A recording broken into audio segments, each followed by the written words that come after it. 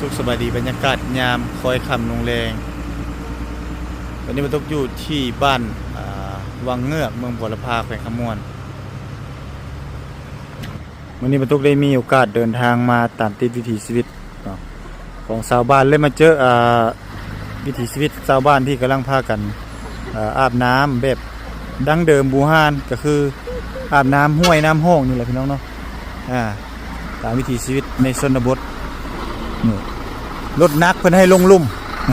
เพราะว่ารถนี้รถแก้หมักเล็กพี่น้องเอ้ยแก้หินหมักเล็กลงลุ่มนี่เราสาวเพิ่นมาเพิ่นจะพากันมาอาบน้ำอยู่นี่โอ้มีกระตาสบู่เนาะ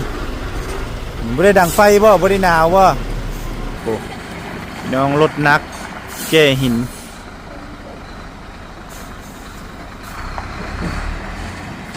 ลงลุ่มตามนี้เลยเนี่ยโอ้โตรถนักเราต้องลงลุ่มเนาะรถเบาเราขึ้นเทิงพ่นได้อยู่อันนี้แก่หินมักเล็กหินบดได้นี่ได้แก่พุ่นแหละมือออกเมื่อลังคังพุ่นแหละเนาะออกเวียดนามพุ่นตัวนี้เนาะสบายดีสาวน้อยสบายดีโอ้นี่พี่น้องเนาะเจอสาวน้อยบ้านป้าอันนี้มาอาบน้ำอยู่นี่ทุกมือบ่ทุกมือเลยอันนี้เป็นสาวบ้านใดนี่สาวบ้านไม้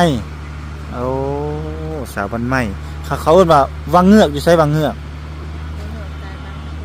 ไกลบ้านน้องไปอีกนั่นคือว่าบ้านวังเงือกอันนี้เลยบ้านไม้ไม้วังเงือกสาวบ้านไม้มีแต่พงงามเนาะ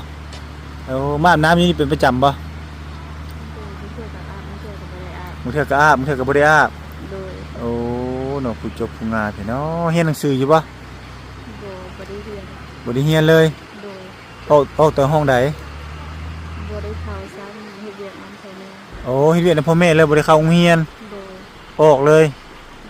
แต่เจ้าเก่งเนาะเว้าภาษาลาวเก่งเนาะเป็นภาษาลาวเนาะเขียนได้บ่เขียนเป็นบ่เป็นอยู่เป็นน้อยเดียว